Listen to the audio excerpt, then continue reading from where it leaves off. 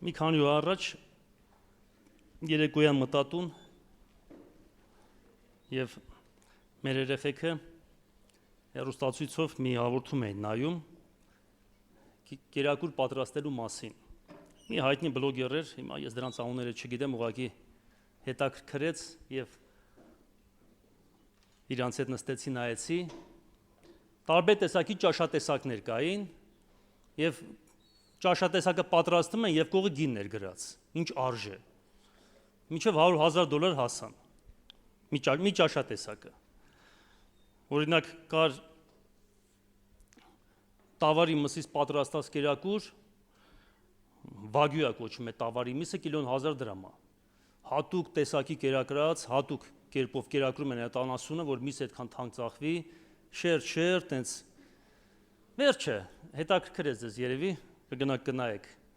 $25,000 արժեր մի ամանը, ես օրինակ չէի տա։ Բայց կուտեի, եթե հյուրասիրեին։ Դե էլի բաներ կար, չեմ ուզում, օրինակ կար տենց թառափի, խավիար, էլի մի $30,000 կարգի, մի տարի տենց աշխատես 2 տարի, գնաս մի աման ուտես։ Բայց սա ուղղակի չպատմեցի ձեզ ծիծաղացնելու համար, իմ պատգամի հետ կապված էր։ Մի նախաճաշ կար, որից ես անկեղծ շատ կուզենայի օգտվեմ կամ մասնակցեմ այդ նախաճաշի։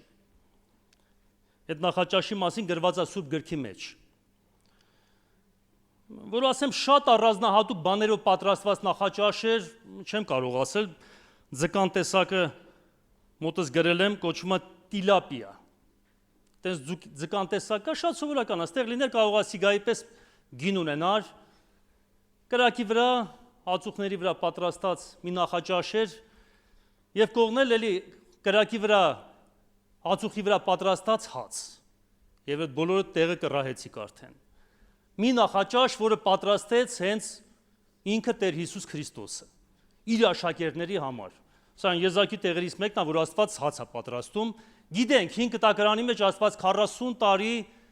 իր ժողովրդին անապատում կերակրեց։ Բայց վերևից էր ուղարկում, թե ընդ հրեշտակներ են այդ գործանում, թե ոնց էր, չգիտեմ, բայց սա առանձնահատուկ է նրանով, որ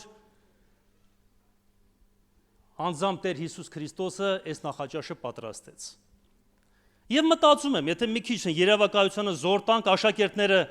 ծովի մեջ տեղն էին, սա երրորդ դեպքն է, որ աշակերտների հետ պետք է Հիսուսը հանդիպեր եւ հատուկ նախաձեռնություն կար հանդիպելու։ Հեսա կասեմ, իմ կարծիքով որն էր այդ հատուկ նախաձեռնությունը։ Եվ ամբողջ գիշերը այնտեղ չարչարվեցին եւ ոչինչ չբռնեցին։ Նույնիսկ Հիսուսը հարցրեց ուտելու բան ունեք, ասեցին չունենք։ Ովքեր 90-ական թվականներում ապրել են, այս արտահայտությունը իրանց երևի շատ ավելի ծանոթ կլինի, քան մեր երիտասարդներին, պատանիներին եւ մանուկներին։ Որտեւ լինում էր, որ հարցնում են ուտելու բան կա, ասում են չկա, հələ ման են գալի։ Ոմանք ծիծաղում են, որովհետև այդ ժամանակներում եղել են։ Բայց մի քիչ որ երևակայությանը զոր տանք, լավ որտեղից է ձուկը։ Կարող ենք ենթադրել, որ Հիսուսը ափով անցնելուց ինչ-որ մեկը վաճառում էր, մի քանի հատ ձուկ առավ, չգիտեմ, ալյուր վերցրեց, հունցեց եւ բերեց, որ այնտեղ աշակերտների համար պատրաստի, տարբերակ է, հնարավոր է եւ այդպես էր։ Եվ եթե ձուկ առներ, պետք է հաստատ այդ ձուկը մաքրեր թեփուկներից, պետք է լվանալ, պետք է կտրտեր, պետք է պատրաստեր ինչ-որ բան։ Ուրիշ տարբերակը ասված մեծ Աստված լինելով հնարավոր է, չէ, հրամայեր եւ ասենց ասեր, հրամայում եմ։ Եվ կրակի վրա մի անգամից ձուկը հացը հայտնվեր։ Չգիտեմ, Աստված գիտի։ Կգնանք ընդ կհարցնենք ոնց արեց Հիսուսը, որ տենց այդ կրակի վրա այդ ամեն բանը եղավ եւ ուղղակի իրան մի բան էր պետք։ Աշակերտներին կանչեր, որովհետեւ իրանց հետ գործ ուներ։ Եվ ես անկեղծ կուզենայի այս նախաճաշին մասնակցեմ։ Մենք ճամբարում մի երեկոյան քննարկում արեցինք, մենք այդ նույն ոչի փորձեցինք նաեւ մի մասը մեր տնային խմբակում անել, պատահական ստացավ, տենց արեցինք ու հարց այդպիսին էր։ Քննարկման հարցերից մեկը այսպիսին էր։ Եթե հնարավորություն լիներ քեզ, որ Աստծաշան ինչ-որ պատմության մեջ ներկա լինեիր, որտեղ կուզենայի լինես։ Շատ լավ բաներ հնչեցին, օրինակ ոմանք կուզենային Կարմիր ծովը բացված տեսնեն։ Ով չէր ուզենա ձեզանից։ Օրինակ ես շատ կուզենայի Սենց կանգնեի ծովը, թող կարմիրը, չնես սևը, սենց մեջտեղից պատրվեր, մի քիչ երկար ելներ։ Ոմանք կուզենային տեսնեն, ինչպես է մեր խմբակից մեկը ասեց, բանա Դավիթը կտրում Գողիաթի վիզը։ Մի քիչ դաժան երևույթ էր։ Էլի տես բաներ էին ուզում։ Երեխեքն են, դե Գողիաթի պատմությունը որ շատ են սիրում, կարող է պահին ներկա լինեին, սրտները չտաներ, բայց ամեն դեպքում պատմություն է։ Երբ որ հերթը հասավ, ես էի անցկացնում մեր խմբի քննարկումը, ես միտք ասեցի, որ ես կուզենայի միտեղ լինեմ, որտեղ Հիսուսը մի քանի հոգով ներկա էր եւ ուղղակի նստեմ լսեմ։ Այդ պահին մտքովս անցավ ամենալավագույն տարբերակը ինձ համար երևի Ղազարոսի տունն էր, որտեղ Մարիամն էր, Մարթան էր, դե Մարթան զբաղված էր, Մարիամը ոտքերի առջև նստած է, քիչ մարդ, որ հարց տաս, լսես, սովորես, ուղղակի լինես Աստծո ներկայության մեջ, ուղղակի լինես նրա կողքին։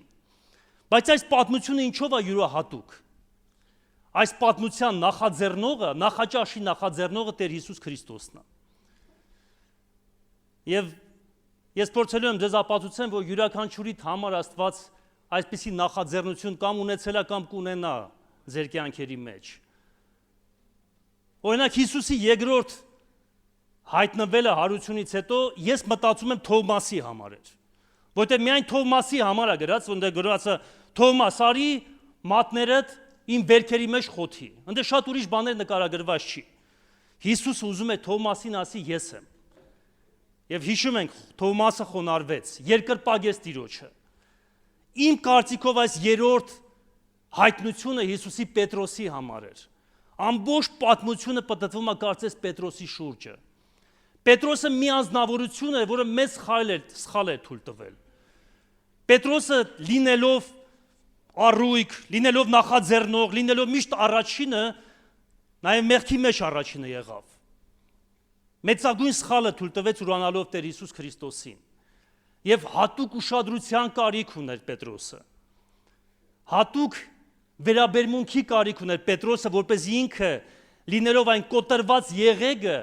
հիշում եք Հիսուսի համար գրված է, որ նա կոտրված եղեգը չի ավերի։ Եվ Հիսուսը վերադարձել է, որ այդ կոտրված եղեգը նորոգի, կապի։ Չնայած միշտ Պետրոսի պատգամների մեջ, ասում են Սիմոն նշանակում է եղեգ, իրականում Սիմոն եղեգ չի նշանակում, Սիմոնի բնույթը նմանացվում է եղեգի։ Եվ այդ պատմության մեջ է միայն, որ հաճախակի է գրած Սիմոն Պետրոսը, Սիմոն Պետրոսը, Սիմոն Պետրոսը։ Ես նայեցի, որևէ այլ պատմության մեջ Պետրոսին այդպես չեն դիմում, որովհետև հələ Պետրոսը լրի Պետրոս չէր։ Պետրոսը կարիք ուներ դառնալու Պետրոս, բայց հələ Պետրոսը Սիմոն էր նաև։ Հələ Պետրոսը կոտրված էր, որպես եղեգ։ Հələ Պետրոսը ինքը իրեն չէր գտել։ Եվ Հիսուսը եկել էր, որպեսզի Պետրոսի հետ իր գործը ավարտի։ Եվ Երանի աշակերտներին 7 հոգի են այդ ժամանակ, որ Հիսուսի սեղանին պետք է մասնակցեին, բայց առաջարկում եմ բերեք այդ պատմությունը, ամբողջ պատմությունը չեն կարդա, որովհետև չեմ ուզում ամբողջի մասին խոսալ, բայց մի քանի դրվագ կա, որի վրա կուզեմ ուշադրություն դարձնենք, դրա համար բերեք միասին կարդանք։ Հովանու ավետարան 21 գլուխ առաջի խոսքից։ Իդեպ ասեմ, սա ինձ համար, ես էլ եմ խոսացել այս պատմության մասին, էլի շատ պատգամներ եմ լսել, բայց հավանաբար ամենազգացմունքային պատգամներից մեկն է։ Ոչ թե այստեղ խոսալու առումով, այլ երբ որ մտածում ես, երբ որ փորձում ես զգալ,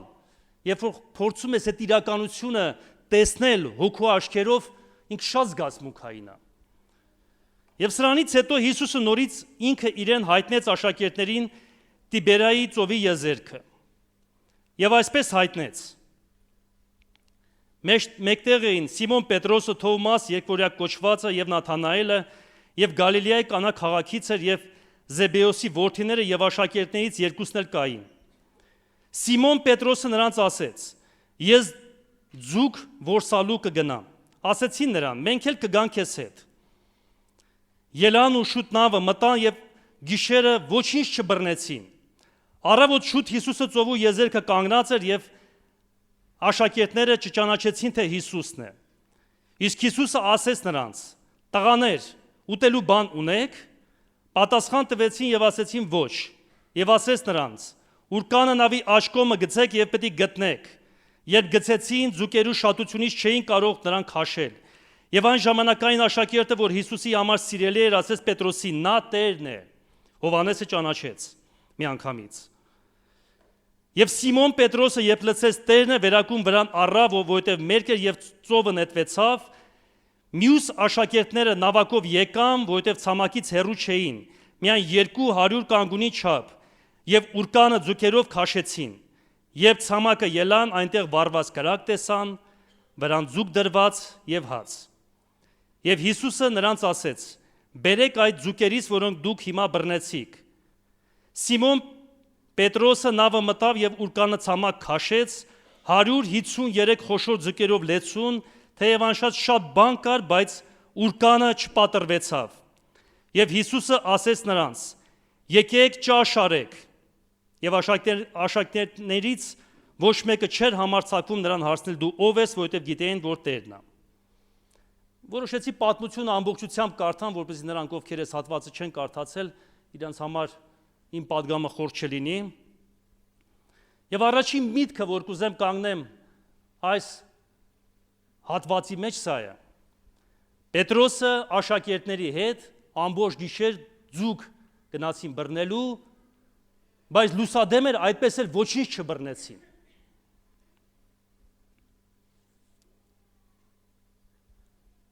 Եվ մտածում եմ, էլի է տես դեպք եղել Պետրոսի կյանքի մեջ, որ ամբողջ գիշեր ինքը չարչարվել, աշխատել է եւ ոչինչ չի բռնել, բայց առավոտ լուսադեմ հանդիպել է Տեր Հիսուս Քրիստոսին։ Բաներ կա մեր կյանքի մեջ, որ Աստված դռները փակում է։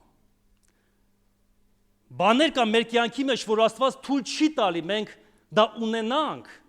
որտեղ Աստված ուզում է կազմակերպել մեզ հետ հանդիպում։ Տվյալ դեպքում Պետրոսը ձուկ էր որսում, որովհետև սոված էին ինքը եւ աշակերտները։ Ուզում են բավարարել իրանց կարիքը, բայց չէին կարողանում։ Եվ երբ որ լուսադեմ Տերը ասեց բան ունենք ուտելու, ասեցին ոչ, բան չունենք ուտելու։ Ինքը Աստված հաճախ դռներ կա մեր կյանքի մեջ փակում է, որ մենք այլևս ուրիշ նայելու տեղ չունենանք։ Մենք տարբերակ չունենանք ուրիշ տեղ նայելու։ Որ երբ որ ինքը հայտնվի, մեր ամբողջ ուշադրությունը լինի հենց Տիրոջ վրա։ Իմ կյանքում այդպիսի դեպքեր շատ են եղել։ Երբ որ Աստված փակում է դուռը, փնտրում ես, որևէ ել, պատասխան չկա։ Երբ որ հիվանդություն է գալի քո կյանքի մեջ, դռները թակում ես, բայց չեն բացվում։ Երբ որ ֆինանսական դժվարություններ են, թակում ես, բայց այդպես էլ չի բացվում այդ դուռը։ Տարբեր տեսակի քաոսային վիճակներ կան մեր կյանքի մեջ։ Բայց դրան նպատակ կա։ Ինչ որտեղ Աստված ուզում է քեզ հայտնվի։ Եվ միգուցե Աստծո համար մեծ անհրաժեշտություն կա, որ դու լինես նեղության մեջ, որ դու մի փոքր սոված լինես, որ քո մարմինը մի փոքր տկար լինի, որ դու դժվարության մեջ լինես, բայց դու ուշադիր լինես։ Որտեվ երբ որ մարդ նեղության մեջ է, մարդ ուշադիր է։ Մարդ անընդհատ հայացքով փնտրում է, որտեղից կգա իմ օգնությունը։ Նկատել եք, որ մարդ, երբ որ ամեն ինչ լավ է իր հետ, ինքը Աստծո ոչ թե չի կարող լավ աստվածապաշտ լինել, բայց այդքան ուշադիր չի։ Այ երբ որ մարդ հիվանդ է, մարդու աղոթքի տեսակը փոխվում է։ Երբ որ մարդ մեծ դժվարություն ունի, մարդու աղոթքի ձևն է փոխվում։ Ես հիշում եմ, հացից խոսացինք այդ չունենալուց 90-ական թվականներից, այդ ժամանակվա աղոթները այնքան ուժեղ էին, որ ասում ենք Տեր, բան չկա, իշտում ենք դրսից մի բան գտնում ենք, բերում ենք գումարի տեսքով, հացի տեսքով չէ։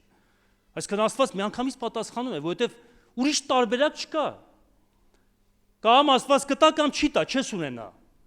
Եվ մեծ վնաս կկրես։ Ես միշտ զարմացել եմ, ինչի համար էր Աստծուն պետք Հոբին այքան ցածր տեղի չհասնել, որպեսզի հետո կարողանա Աստված Հոբի հետ խոսա։ Աստծուն պետք էր, որ Հոբը ինձ համար դա հարց է, ես չեմ կարող պատասխանել։ Բայց Աստծուն պետք էր, որպեսզի Հոբը այդքան ցածրանա, մինչև անդունդի ծայրը իջնի, որպեսզի այնտեղ կարողանա Աստծո ձայնը լսի։ Եվ նկատել եմ, որ հաճախ Աստված խոսում է ոչ թե լեռան գագաթին, Ես աղոթքի գագաթի մասին չեմ խոսում։ Ոչ թե բարձունքի գագաթին, որ դու արդեն հասել ես, դու ինչ-որ գործ ես նախաձեռնել, ինչ-որ ծառայություն ես նախաձեռնել, դու արդեն քեզ լավ ես զգում, որովհետև ինչ-որ բան արել ես արդեն։ Դու ինչ-որ հիմք ունես, դու ինչ-որտեղ հաջողակ ես համարում։ Բայց Աստծո համար ավելի հեշտ է խոսալ այնտեղ, որտեղ դու քեզ տկար ես զգում։ Աստծո հետ ավելի հեշտ է խոսալ այն մարդու հետ, որը Աստծո առաջ կոտրված է իրան համարում։ Այս ժամանակ մարդու ակաժները ավելի պարզ են լսում Աստծո ձայնը։ Եվ դրա համար երբեմն Աստված մեզ գագաթից իջացնում է ներքև։ Եվ այստեղ տեսնում ենք, որ պատմությունը նորից կրկնվում է։ Պետրոսը Քրիստոսի, Աստծո Հիսուս Քրիստոսի ձեռագիրը ճանաչեց։ Չնայած իրան մի փոքր Հովհաննեսը հուշեց, բայց երբ որ մտքով անցավ, հասկացավ, որ դա Տերն է։ Եվ ինձ դուր է գալի Պետրոսի այս հատկությունը։ Գիտեք Պետրոսը ինչ արեց։ Գիտեք, կարդացի որովհետև նոր։ Գրածը հանդերձներ գցեց, որովհետև չէր ուզում Քրիստոսի առաջ մերկ, դե հասկանալի ամբողջությամբ մերկ չէր, վերարկու գցեց իր վրա եւ նետվեց, որ մի քանի րոպե շուտ աշակերտներից հասնի Հիսուս Քրիստոսի մոտ։ Ես նկատել եմ աստվածապաշտության մեջ կա այսպիսի փուլեր։ Մենք գալիս ենք Կիրակի օրը պաշտամունք, գնում ենք տնային խմբակներ, աղոթքաժողով, այո, քայլ առ քայլ մենք փորձում ենք Քրիստոսին մեզ մոտեցնել, ճակերտների մեջ այսպես ասել, էլի, կամ մենք ենք մոտենում Քրիստոսին։ Եվ դա նորմալ է։ 6 աշակերտը նավակով եկան Քրիստոսի մոտ, լավ է որ եկան, ուրիշ տեղ չգնացին, չնայած ուրիշ տեղ չէին էլ կարող գնալ։ Բայց Պետրոսը մի բացառիկ անձնավորություն էր։ Իր համար Կիրակի օրվա ծառայությունը բավարար չէր։ Իր համար աղոթքաժողովը բավարար չէր։ Իր համար այդ 200 բանը, կանգունը, որ պետք է անցներ մոտ 100 մետր, իր համար շատ հեռու էր։ Ինքը չէր կարող դիմանալ։ Իր սիրտը չէր կարող տանել, որ 5 րոպե ավելի ուշ հասնի։ Եվ ինքը շտապեց։ Եվ ինքը որոշեց, որ ավելի արագ հասնի Քրիստոսին։ Եվ հաճախ մտածում եմ, երանի այս հոգին լիներ մեզ վրա։ Կուզենայիք այդ հոգին ունենայիք։ Որ մենք չբավարարվեինք միայն Կիրակնօրյա պաշտամունքով։ Լավ կամաց նավակը, ընդ որում ծանր նավակ էր, հաստատ արագ չէին հասնելու, 153 խոշոր ձկներ կային, ամեն մեկը մոտ 1 կիլոգրամի եւ ավել չափի։ Բայց Պետրոսը ուզեց ավելի արագ հասնի։ Եվ էլի այդպիսի մարդիկ կան Սուրբ գրքի մեջ, Պետրոսի նման, որ ամեն արգելքները ճեղքեցին, բայց եկան Հիսուսին ընդառաջ։ Ես անցած տարի մի պատգամ եմ տվել, որ միջև հիմա իմ մեջ թարմ է։ Մարիամը, որ պետք է յուղը բերեր եւ Քրիստոսի ոտքերի վրա լցներ։ Ինչպես անցավ այդ փարիսեցիների կողքով, իրանց հայացքը անտեսելով, բայց ճեղքեց այդ բազմությունը եւ գնաց հասավ Քրիստոսի ոտքերի մոտ։ Կամ այն կինը, որ տերատես կինը, որ իրան թույլ չէր տրվում հասարակության մեջ լինելու, բայց միևնույն է, ինքը ուզեց Քրիստոսի քաղանցքին հպվի։ Սրանք առանձնահատուկ մարդիկ են։ Եվ Սուրբ Գիրքը մեզ ասում է, եթե մարդիկ այս հատկությունով օժտված են, իրանք հասնում են իրենց նպատակին։ Եվ մենք էլ այդ հատկության կարիք ունենք։ Չբավարարվենք նրանով, ինչ ունենք արդեն։ Այո, շնորհակալ ենք Աստծուց մեր բոլոր ծառայությունների համար, շնորհակալ ենք Աստծուց եկեղեցու համար, պաշտամունքների համար, աղոթքաժողովների համար, բայց Աստված ավելին ունի մեզ համար պատրաստած։ Եվ հաճախ այդ ավելին այնտեղ է, որտեղ մենք Աստծո հետ միայնակ ենք։ Մի փոքր առաջ գնանք։ Հիսուսը,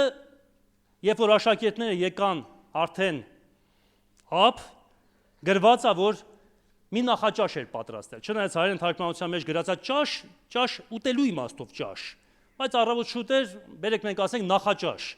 Իմ պատգամի վերնագիրը կարող եմ հենց այդպես էլ դնել։ Քրիստոսի պատրաստած նախաճաշը։ Ձուկ էր դրված կրակի վրա, հաց, եւ մի բան է մտքովս անցնում այստեղ։ Հաճախ ինչքան ենք մենք չարչարվում, որ ինչ որ բան ունենանք։ Պետրոսի եւ աշակերտների պես, Բայց դու մի ասա, նախաճաշը արդեն կա պատրաստած։ Եղել է, որ մի բան շատ ես փնտրել,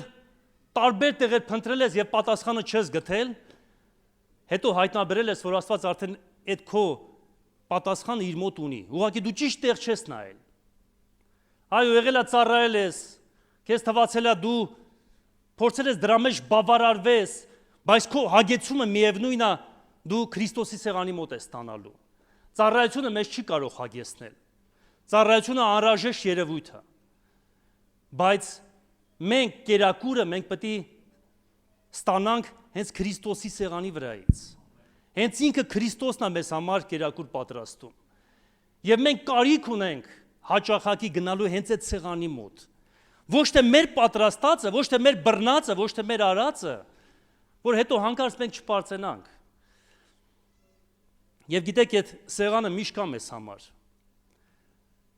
Մենք մեզ դժվարություն ենք ունենում, երբ որ մենք մի բան ենք անում, ծառայում ենք, ինչ-որ բաներ ենք անում, այցելության ենք գնում, ուշադրությունը մեր արածի վրա է, կարծես լինում է նույնիսկ դեպքեր ես զգացել եմ ինձ վրա, որ մեր աստվածապաշտությունը սկսում է սառել։ Դու Աստծուն ծառայում ես, բայց սառում ես։ Որովհետև Աստված ուզում է դու իր սեղանից օգտվես։ Եվ սեղանից օգտվելուց հետո, զորանալուց հետո նոր գնաս ուրիշ տեղ, նոր գնաս ծառայության։ Աստծո պատվերն է, որ մենք ծառայենք, Աստծո պատվերն է, որ մենք գնանք, Աստծո պատվերն է, որ մենք այցելենք, աղոթենք, օրհնենք մարդկանց, գնանք ավետարանչության, բայց Աստծո համար մեկ պատվերը սա է, որ մենք նրա սեղանին միշտ ներկա լինենք։ Հիշում եք Մեմփիբոստեի համար գրված է, որ Մեմփիբոստեն միշտ Դավիթի սեղանի շուրջն էր նստած։ Մի ազնվորություն, որի Դավիթը հրամայել էր կամ թույլ էր տվել, որ ինքը միշտ իր սեղանի մասնակից լինի։ Ինչ որ դրա կուտեր թագավորը, այդ էլ կուտեր Մեմփիբոստեն։ Ինչ կխոսային ինքը կմասնակցեր իրանց խոսակցությանը։ Այո, մենք դրա կարիք այսօր շատ ունենք։ Մատթեոս 12 գլխի 20 խոսքում այսպիսի խոսքեր կան գրված, որ նաև նույն միտքը կա, համարը կա գրված Եսայի մարգարեության մեջ, հենց ընդեղից էլ վերցված է։ Քրիստոսի համար գրված է, որ ջահաջախված եղեգը պետք է չփշրե եւ պլպլացող պատրույկը չի հանգցնի, մինչև որ արդարությունը հասնի հաղթանակի։ Հավատացեք, Քրիստոսը նույնն է երեք այսօր իհավիցյան։ Այս պատգամի երկրորդ մասը ավելի շատ խոսալու եմ հենց սրա մասին։ Բայց մի միտք էլ կա, որ ուզում եմ այստեղ լրացնեմ։ Հիշում եք, որ մի քիչ առաջ կարդացի, Հիսուսը արդեն կերակուրը պատրաստած Պետրոսին ինչ ասեց։ Ասեց գնա այդ ձկներից բեր հետդ։ Ինձ դուր է գալի այս արտահայտությունը, գիտեք ինչի։ Որտեվ Աստված ուզում է համագործակցել մեր հետ։ Այո, մեր կյանքի մեջ Աստված ինքն է շատ բաներ կառուցում։ Բայց Աստված քո ծառայությունը եւ քո ունեցածը հաշվի է առնում։ Չնայած եթե մի քիչ երկար մտածենք, ավելի արդարացի լինենք, պատմությանը նայենք, կտեսնենք, որ ախր այդ 153 ձուկներն էս չէ, որ Պետրոսի հունարն էր։ Դա էլ նրա տվածն էր։ Միանգամից կարող ենք հիշել Դավիթի խոսքերը, որ քո տվածից ես քեզ եմ տալիս։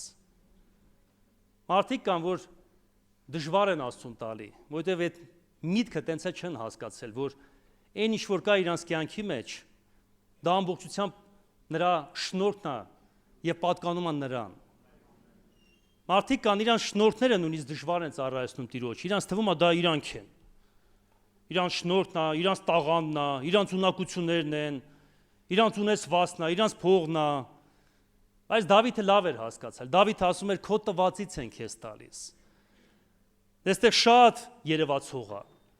Պետրոսը նույնիսկ չէր մտածում, որ դա այդ ձուկները իրանն են։ Միանշանակ գնաց եւ բերեց եւ հանձնեց, բայց Աստված մեր ունեցածը հաշվի է առնում։ Եվ այստեղ երևում է նաեւ Աստծո մեծությունը եւ խոնարհությունը։ Այո, Աստված ամեն բան անում է մեր կյանքի մեջ։ Բայց ասում է քո, հիշում եք այն պատմությունը, քո երկու ձուկներ տուր, էլի։ Դու տուր քո երկու ձուկը 5 հացը։ ես կբազմացնեմ։ Բայց դու քոնը տուր, դու էլ մասնակից եղիր։ Քո փոքրը տուր ինձ, ես իմ շատի հետ խառնեմ եւ մենք կիսվենք իր հետ։ Մենք փոքր ժամանակ տենց ենք, չի ասում, խաղալուց երեխեքի հետ։ Բայց Աստված այդպեսին է։ Եվ այս հատկությունը Աստվածային մենք կարող ենք կոչել շնորհք, Աստվածային բացարձակ շնորհք։ Այո, ժամանակ կա, միգուցե մեզ թվում է այն ինչ որ մենք ունենք մեր վաստակն է։ Ժամանակ կա այն ինչ որ մենք աշխատել ենք, մենք կարող ենք մտածել իմ մասնագիտությունն է, ես լավ մասնագետ եմ, իմ վաստակն է, ես հասել եմ սրան, ես արդեն 30 տարի այդ ուղղությամբ եմ աշխատում, չէ, ես հասել եմ դրան արդեն։ Ես լավ ձկնորս եմ, ես լավ ձուկ եմ բռնում, հո այն նոր սկսնակների նման չեմ։ Ես ծառայող եմ, ես գիտեք քանի հատ տնա եմ խմբակ եմ անում։ Եվ հաճախ մեզ թվում է դա մենք ենք։ Բայց որտեվ կարծես այդ պահը ծածկված է մեզանից։ Բայց մի փոքր Սուրբ Հոգին եթե բացի կտեսնենք, որ ախր մենք նույնիսկ մի հոգու վրա չէին կարող ազդել։ Ինչպես եղավ, որ արդեն տասնյակ մարդիկ կան քո ծառայության մեջ։ Ինչպես։ Ես վերջի մեր տնային խմբակում ես այդ միտքը ասեցի, մենք այս տարի ուզում ենք կիսվենք տնային խմբակով, ես դժվար եմ այդ բանի գտնում, մտածում եմ նորմալ է, մեղ չեմ գործում։ Ինչպես Հիսուսը նախաձեռներ էր, որպեսզի Պետրոսի հետ հանդիպի, սա վերջաբանն է։ Ես հավատում եմ, որ Աստված ձեզանից յուրաքանչյուրի հետ ուզում է ունենա հանդիպում։ Թեկուզ մենք տարիներով հավատքի ենք շատերս, բայց բերեք ընդունենք, որ լինում են դեպքեր, որ մեր եղեգը կոտրվում է, որ մեր յուղը պակասում է, որ մենք սկսում ենք ծուխ անել։ Ես իմ վրա հաճախ նկատել եմ։ Ուզում ես ինչ-որ բան անես, բայց զգում ես ուժը չի երիքում, ուզում ես լույսը ուժեղացնես, որպեսզի լավ լուսավորես։ Ինչքան ուզում ես ուժեղացնես, ոչ թե լույսը ավելանում, այլ ծուխն ավելանում։ Ես լույսը ծուխից գիտեք ինչով է տարբերվում։ Ուզում ես մարդկանց ծառայես, ոչ թե իրանց ճանապարհն ես լուսավորում, այլ իրանց աչքերն ես մռմռեցնում։ Այսինքն քո որակն է փոխվում ծառայության։ Եղել է, որ ուզում ես օգուտ տաս, տենում ես հակառակ վնաս ես տալի մարդուն, որովհետև յուղ չկա էլ։ Մենք բոլորս կարող ենք այս վիճակների մեջ հայտնվել։ Եթե Պետրոսը հայտնվեց, բերեք ընդունենք, մենք բոլորս կարող ենք կոտրվել, կարող ենք հայտնվել։ Եվ ես հավատում եմ, որ Հիսուսը յուրաքանչյուրիս համար այսօր նույնն է։ Նա ուզում է նախաձեռնի եւ այդ կոտրված եղեգը նորից նորոգի։ Իդեպ ասեմ, եթե Հիսուսի պատմությանը, խաչելությանը պատմություն ուշադիր կարդացած լինեք, երբ որ Հիսուսին զինվորները պատմության հագցրեցին եւ սկսեցին ծաղրել, գիտեք նրա ձեռքերի մեջ ինչ դրեցին, եղեգ։ Այն որ ինքը պետք է թագավորական գավազան ունենար, մի եղեգի կտոր տվեցին նրա ձեռքը, որպես ծաղր։ Եվ հետո գիտեք ինչ արեցին։ Այդ եղեգը վերցրեցին եւ նրա գլխի վրա ջարդեցին։ Սկսեցին խփել նրա գլխի վրա։ Եվ եթե եղեգի խորհրդապատկերը մենք ենք, մեր սխալները, մենակ Պետրոսի սխալը, կարող ենք ասել, որ նրա գլխին մի հարված էր։ Դա մեծ մեղք էր, մեծ ուրացում էր։ Բայց չմտածենք, որ մենք Պետրոսից շատ առումներով լավն ենք։ Եթե Պետրոսը մի անգամ սխալ թույլ տվեց, մեզանից շատերը բազում անգամ այդ սխալը միգուցե իրանց կյանքի մեջ թույլ տված լինեն։ Բայց Աստված այստեղ է յուրաքանչյուրիս համար։ Եվ եթե դեռևս դու Քրիստոսի հետ քո նախաճաշը չես ունեցել, ես անկեղծ ասեմ, իմ կյանքի մեջ ունեցել եմ։ Ես եղել եմ շատ անգամ կոտրված եղել եմ նրա ներկայության մեջ եւ ասել եմ Տեր, եթե դու ինձ չդզես, եթե դու ինձ չկապես, եթե դու ինձ չնորոգես, ես չեմ կարող այլևս առաջ գնալ։ Ես քո կարիքը շատ ունեմ։ Եվ Աստված ինձ նորոգել է։ Այո, մարդիկ կան, որ իրանց տեսակով ավելի թույլ են։ Այստեղ երկու խնդիր կա, ես համար երբ որ կարդում ենք, առաջինը վերաբերում է Քրիստոսին, որ այո, Քրիստոսը այստեղ է, որ շատերի վերքերը բժշկի, նորոգի, նորից յուղ ավելացնի ձեր կյանքի մեջ, բայց սրա մյուս կողմը սա է, որ մենք էլ Քրիստոսի նման լինելով պետք է այդպիսի մարդկանց ծառայենք։ Այո, մենք էլ պետք է տեսնենք կոտրվածը, մենք էլ պետք է տեսնենք պակասածը եւ բժշկենք։ Եվ եթե կարիք կաղոթենք, յուղ ավելացնենք մարդկանց կյանքի մեջ։ Իսկ միշտ այդ երկու կողմը կա։ Եվ եթե Ես վերջին միտն էլ ասեմ ու միասին աղոթենք։ Եթե Քրիստոսը խոսար, անձնավոր ենք Եղեգի հետ եւ գարասեր։ Դու խի ես այս վիճակի, այ եղեք։ Հիմա ես քեզ եմ հարցնում։ Ով Աստծո մարդ։ Ոչ թե պատասխանես բարձր, բայց եթե մի բան կա, հələ դու քեզ հարցը, դու ես այդ վիճակի։ Այդ ես եմ հարցնում, բայց Քրիստոսը տենց չէր հարցնի։ Միթե Քրիստոսը գար կասեր, «Դու որ այդ վիճակի մեջ ես, այդտենց է շարունակի։ Էլ քեզ բանի տեղ չեմ դնելու։ Քեզ կպատժեմ, դենք կգցեմ»։ Բայց Քրիստոսը այդպեսին չի։ Նա վերքել կապել գիտի, նա նորոգել գիտի։ Եվ շնորհակալ ենք Աստծուց դրա համար։ Եվ իմ առաջարկը սա է, սիրելի Աստծո մարդ, եթե քո յուղը պակաս է,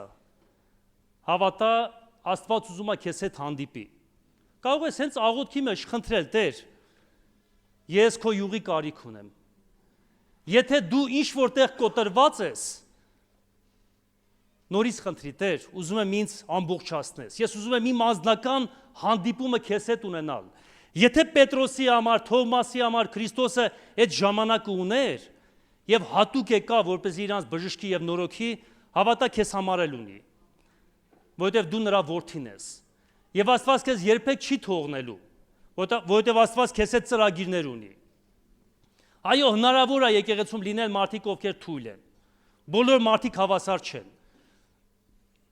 Բայց մի կողմից սա է, որ դու որպես թույլ, որպես շուտ կոտրվող կարող ես հաճախակի գալ Քրիստոսի առաջ եւ հավատա նա քեզ կզորացնի։ Բայց մյուս կողմն սա է, որ մենք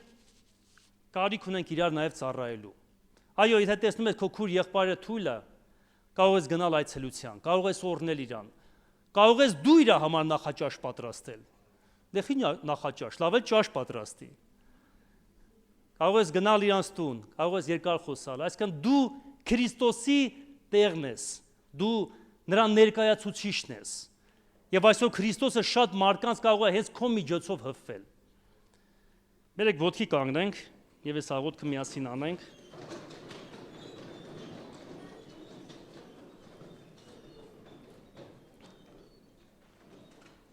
Բոլոր նրանց համար, ովքեր կոտրված են եւ յուղով լցված են։ Խնդրի Տիրոջից, ում կարող եմ գնալ օգնել։ Ինչպես կարող եմ մարդկանց ծառայել, ինչպես կարող եմ իմ սերը նրանց արտահայտեմ։ Իսկ բոլոր նրանց համար, ովքեր իրենց կյանքի մեջ ունեն որոշակի դժվարություններ եւ կոտրվածություններ, ում յուղը պակասել է, արդեն ձեր աղոթքը թողված լինի Տիրոջը այս բառերով. Տեր, ես քո կարիք ունեմ, այցելիր ինձ։ Եվ հավատա, հենց հիմա Աստված կարող է քեզ այցելել։ Բայց դու փնտրի նրան։ Շնորհակալ ենք քեզանից, Տեր։ Մենք հավատում ենք, Տեր։ Մենք հավատում ենք քո խոսքերին։ Մենք հավատում ենք, որ դու այստեղ ես, Տեր։ Մենք հավատում ենք, որ դու կենթանի Աստված ես։ Եվ դու այստեղ ես, Տեր, որ մեզ վերափոխես։ Եվ մենք խոստովանում ենք, որ քո կարիք ունենք, Տեր։ Խնդրում ենք, Տեր իմ Աստված, որ մեզ այցելես։ Մենք ուզում ենք քո հետ առանձնակի հաղորդակցություն ունենանք, Տեր։ Մենք ուզում ենք քո սեղանի շուրջը նստած լինենք, Տեր։ Սովորացրա մեզ միշտ գալ քո ներկայության մեջ, Տեր։ Սովորացրա մեզ մեր անձերը քեզանից չթաքցնել։ Մենք հավատում ենք, որ դու երբեք չես մեղադրում։ Մենք հավատում ենք, որ երբ որ դու գալիս ես բժշկելու համար, դու գալիս ես սիրելու համար, դու գալիս ես նորոգելու համար, Տեր։ Եվ թող յուրաքանչյուր մարդու սիրտը, Տեր, քո զավակի սիրտը, որ այստեղ քո կարիք ունի, Տեր, հիմա կարողանաս գա քո ներկայությունը, Տեր։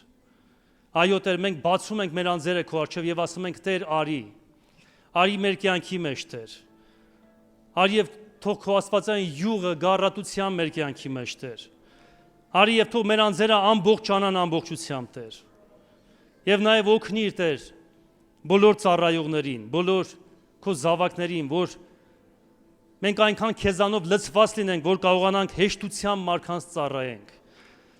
որ կարողանանք քո լույսը մարդկանց փոխանցենք։ Մենք շնորհակալ ենք քեզանից, որ դու հեռու Աստված ես, Տեր։